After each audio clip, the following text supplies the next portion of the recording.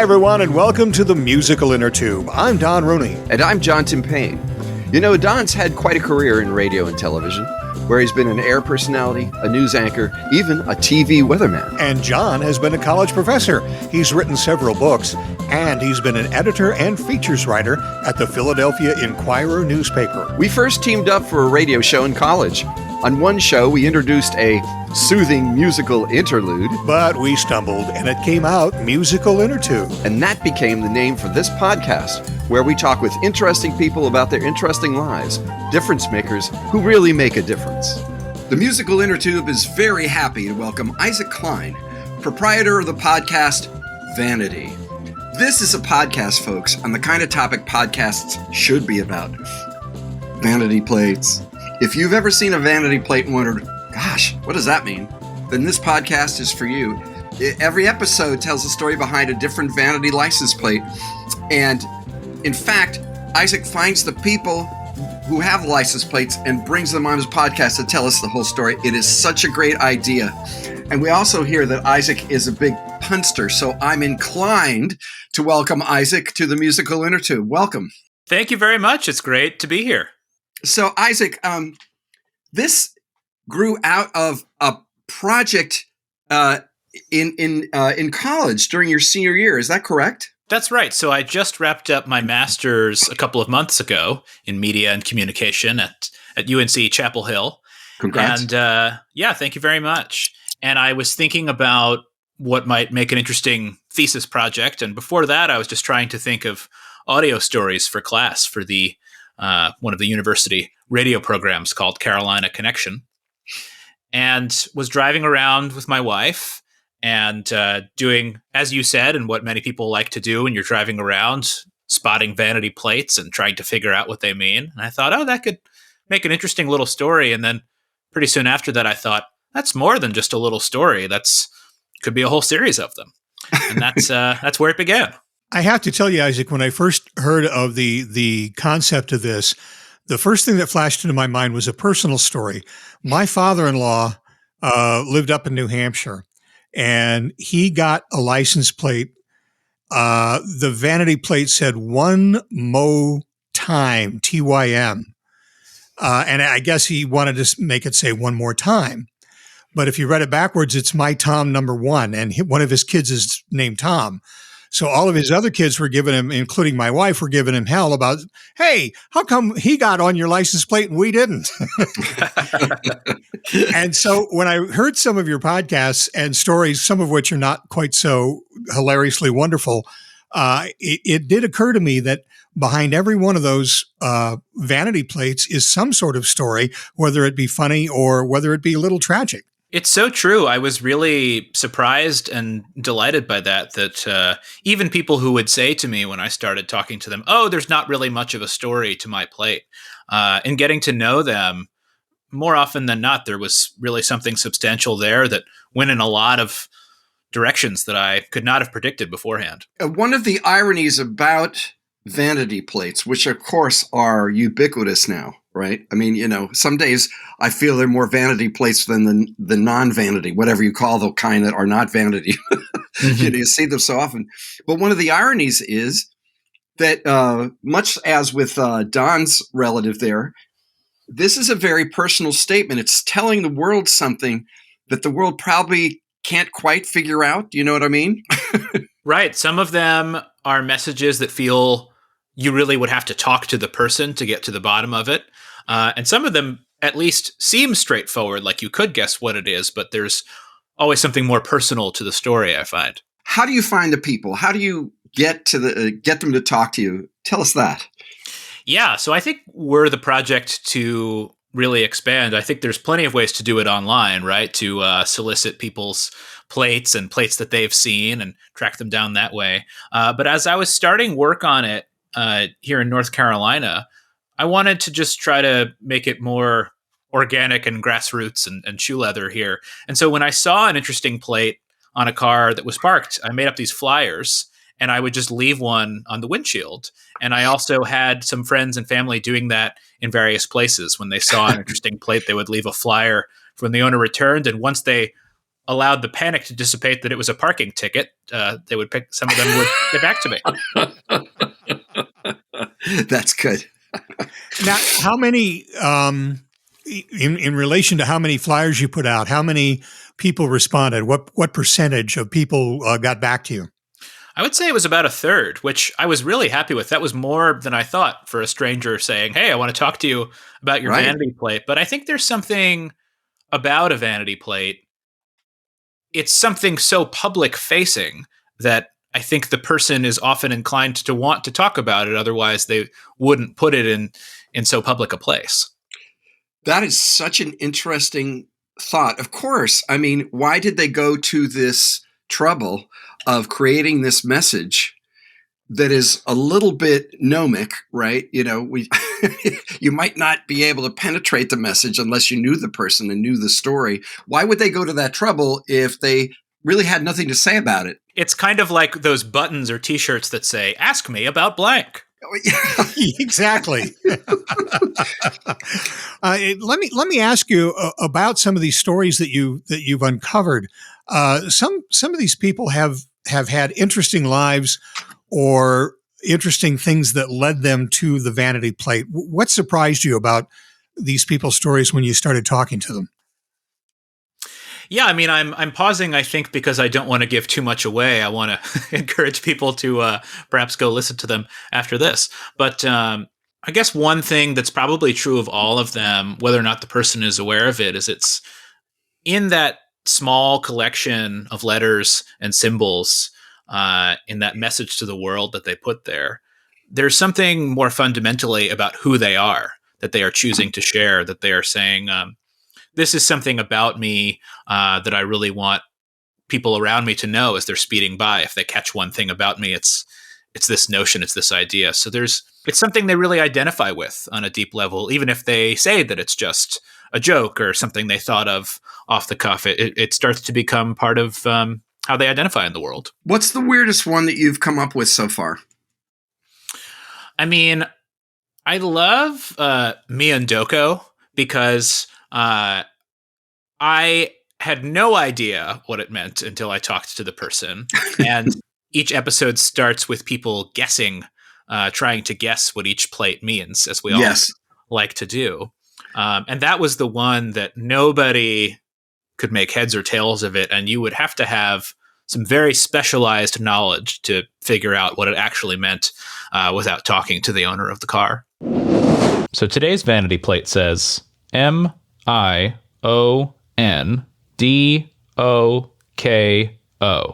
It's a North Carolina plate. What do you think it means? The first thing I thought of was Sudoku. It sounds Japanese. Miyondoko. It almost looks like an anime character name. Doko. Maybe Doko is some kind of weed that I don't know about. I think it's Mio and Doko and their pets. And what was that? Should we give them a little spoiler on that one? Absolutely, yes. Yeah, so Miyondoko is a specific, it's not in the dictionary of Swahili, but it's Swahili slang used in an area of Kenya that essentially means road trip. And how is a person even? I mean, that's already very interesting. I mean, the person obviously knows some Swahili slang, don't we all? But seriously, of course. No, yes. But but that's so crazy. It's so recherché. It's so really way out there. I just love that. And did you find that had? And I know the answers to this, but I just thought I'd tease it out. So, what in that person's background led them to go to the trouble to make a vanity plate about it? Yeah, so David, the star of that story, is from Nairobi in Kenya. And ever since he was a little boy, he just absolutely loved to be out on the road and traveling. And it's something he inherited from his father. And he was always so excited to do that. And he spent 10 years of his life as a professional truck driver here in America and really got to know the country that way. And you hear a lot of stories about how difficult that can be for people who are out there doing that work.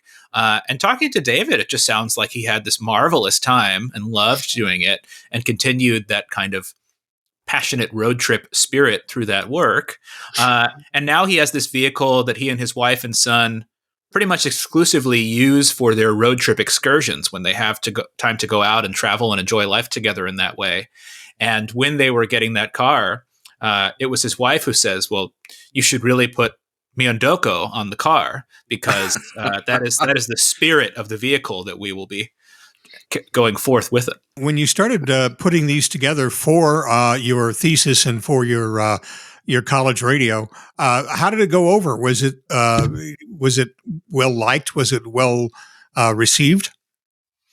Yeah, I mean, I will say the college radio show, it was a bit more of a news program, and those stories wanted to be in the neighborhood of 3 minutes. So I ended up shelving this idea and not pursuing it for the radio show. But then I started talking to professors about the notion of bringing it to life for a thesis project. And I wasn't sure that it would be the right fit for the program. But everyone I talked to about it was really excited about it and thought it was a really fun idea.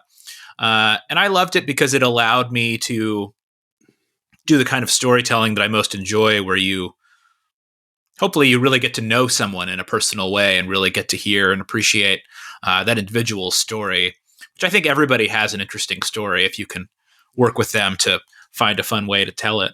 And so it was really just in the last few months that I wrapped up the project and was reviewing drafts with various friends and mentors and colleagues.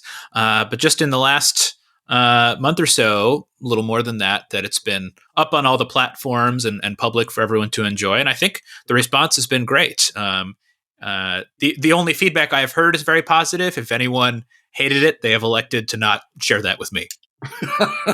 well, that's good. That's good. Yeah, it's so much unlike our own experience. Yeah. You don't want to get involved with the trolls, believe me.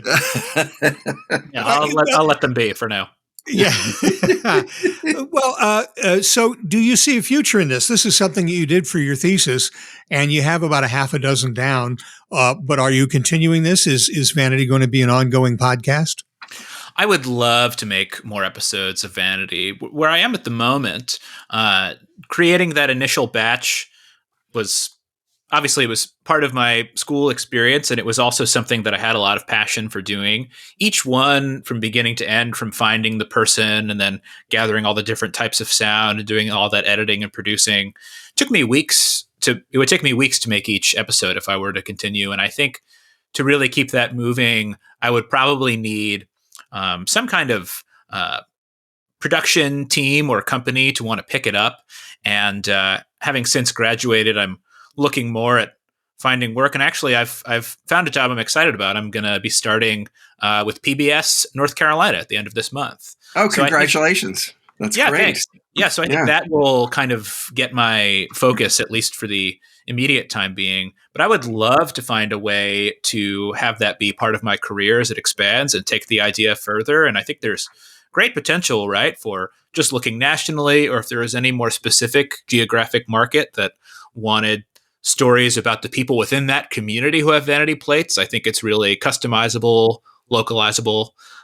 Would be thrilled to see where it goes. And I had a really gratifying and joyful and fulfilling experience creating these episodes. So I would love to have a chance to do more, but I think it might be a little while until that moment arrives. Well, I could say that podcasts often, sort of stutter into, existence. You do a few, you sort of get better at doing a few, you look for funding, right? And suddenly something happens and they just start to purr, but it's usually the case that the people whose podcasts last the longest, it seems to me anyway, are the most industrious in beating the bushes, getting funding, getting some commercials on there, getting an audience, so it does have a claim on your time. Yeah. And John, we should look for funding. Make a note of that. Okay. Yes, I'm getting my crayon out. Look for, how do you make a $? Dollars? Yeah. I do think though that I'm glad that you're affiliated with PBS in North Carolina, Isaac, because I think in listening to them, there is a very NPR PBS sort of blend to the show. Yeah, And I I'll think say. that's something that particular outlet would be able to use, whether it's in video or audio form. I mean, that's kind of the thing that NPR and PBS does right now, is explore these little stories that mean a lot when taken in context. Well, thank you very much. Yeah, I would be very pleased if they wanted to talk to me about continuing Vanity. Did you get inspiration from listening to things like This American Life and that sort of thing? I really did. I mean, that's the one. That's the gold standard, right? I mean, This American Life. I imagine a lot of your listeners are familiar with that program, the Hourglass Hourly program that you, just as the title suggests, you get to hear these amazingly varied and rich stories of people living this American life and that within any state and certainly within the whole country, there's just such an incredible amount of variety of human experience that whoever you are, you can hear someone's perspective that's completely different from yours, and ideally have your mind and heart expanded by listening to that other person's perspective. And I'm thinking about something as I'm listening to you. So are most of the people that you've been talking to, are they from the North Carolina area? Or have you had people farther afield in the United States? There are 3 North Carolina plates, and there's a New York plate and a California plate. And the people involved are from even wider geographic regions. You know, I have David, who's from Nairobi. Right. So I think it's from California to Nairobi and as I was thinking about people to talk with, I did 19 initial interviews, kind of like the way that we're talking, where it was mostly remote, and I recorded those conversations. And then I pared it down to 5 that I thought had the most variety and diversity of perspective and identity, and geographic location was one of the things I thought of. I didn't want that to be homogenous. Everybody knows about this, I think, who drives a car, but your car becomes sort of a person in your life. If your car doesn't work, you get mad at it, which is ridiculous. I mean, it's just a machine. It's not doing this on purpose, but people do get mad at their cars, or they're very affectionate about their cars. And as Don knows, I mean, the insides of people's cars really say a lot about them. I don't mean just the smells. Thank you, John. Yeah. Yes. Somebody roll the window down. That's right. Yeah. But I mean, people throw John out of it. No, go ahead. Everything. Right. But from everything from fuzzy dice to the bobblehead dolls in the back, the back window to, even air fresheners and all this stuff, people start, making their cars home. Right. There's a sort of a concentrated idiosyncrasy to this whole world, which, first of all, I think everybody knows about. Right. Everybody lives in that world. Not everybody, but people who drive do. Right. I drive more hours than I want to say I do. And because I live in New Jersey. But we used to, when we lived in California, right, Don? I mean, that's what we did all day, basically. Oh, yeah. Yeah. Everybody lived a half hour apart. And not only to John's point of people making cars their home, but also to your point earlier, Isaac, about people making cars their billboard. It's a home away from home, but it's also something that expresses or they want it to express their personality. How difficult was it to get these people to open up a little bit and give you more of a story? More of an in-depth story than just, I thought it was a funny way to say road trip or whatever, Right. Yeah, every once in a while I would talk to someone who was a little reticent. But for the most part, I think once we'd gotten past the step of them deciding to reach out to me and be willing to talk with me, and then once we kind of logged on together and we're holding a space together online or on the phone or sometimes in person, people were more often than not very happy and willing to share their stories. And I think the majority of folks were like, I'm not sure how much is here, how much I really have to say. I think we all can feel that way, right? Like, am I enough? Is my story really interesting? But I think that I'm relatively good at asking people questions and helping them feel comfortable and listening for things I can help to draw out if I ask them follow-up things. And that's a lot of what I have practiced in my earlier work in theater and what I was learning about and refining in grad school. And it's fun and exciting to get to know that people in that way. And I think more often than not, I was able to work with them to elicit something really interesting. We'll be back to our podcast in just a moment, but first, here's a soothing musical interlude.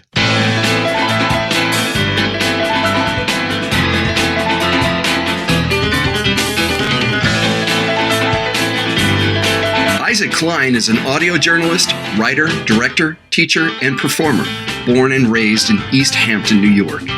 In May 2022, he graduated from the University of North Carolina at Chapel Hill with an MA in Media and Communication. Isaac is the author of the book, The School of Doing, Lessons from Theater Master Gerald Friedman.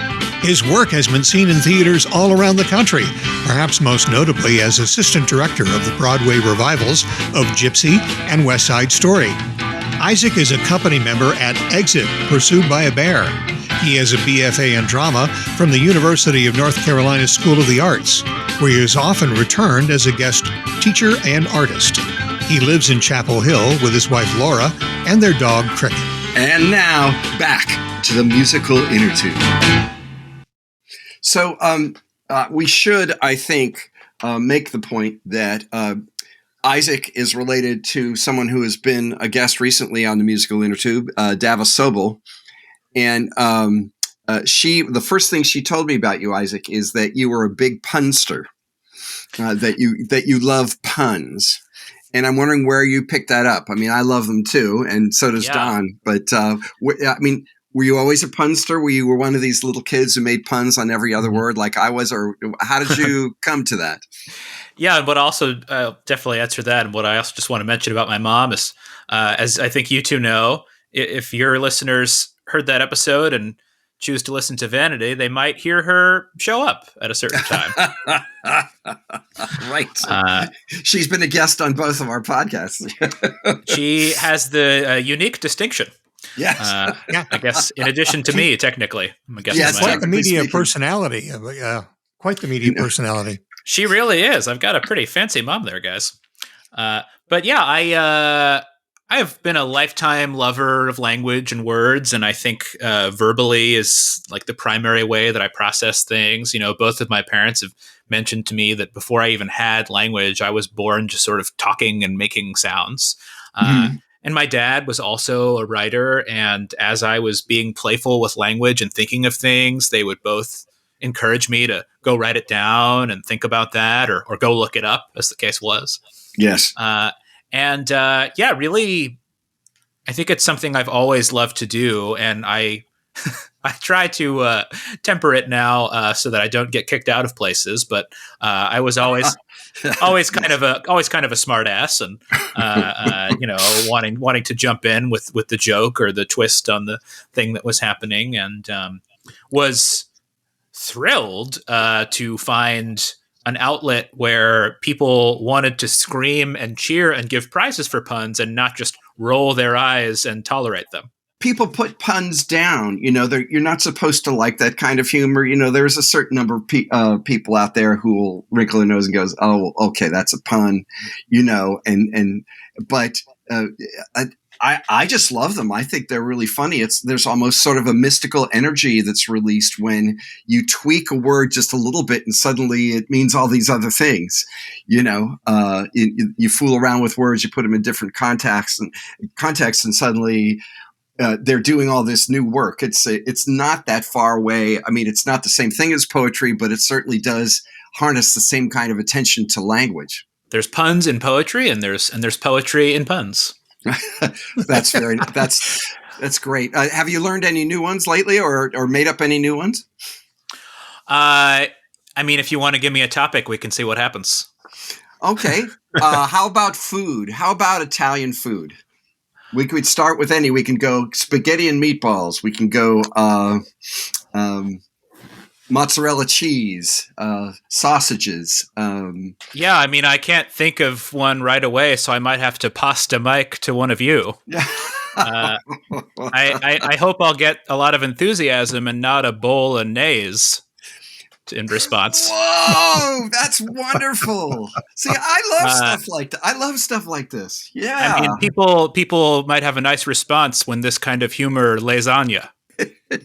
Hey, Don, this is a man after my own heart. But see, when you start doing these kinds of puns, this chain punning, it's almost like you have to ransack your memory. You have to look at all the different funny words that are in this one field, right? Because that's what you asked me for, was to pick a field. So we're in the field, and then you've got to tweak the words. I mean, your mind is operating at a pretty good rate of speed there. It is, yeah. And, I think it's just something I enjoy doing, and there's plenty of things that I am terrible at. And this is just an area where I think I have a natural sort of aptitude that I have trouble turning off, that I'm always playing with language and thinking of the rhyme and thinking of what I can do with it. And I think I'd be remiss if I didn't mention that a lot of this that I've been doing in that place where people are cheering and giving out prizes is this competition based in Brooklyn called Punderdome that I've enjoyed attending many times, and would encourage your Northeastern listeners to check out if they enjoy this kind of thing.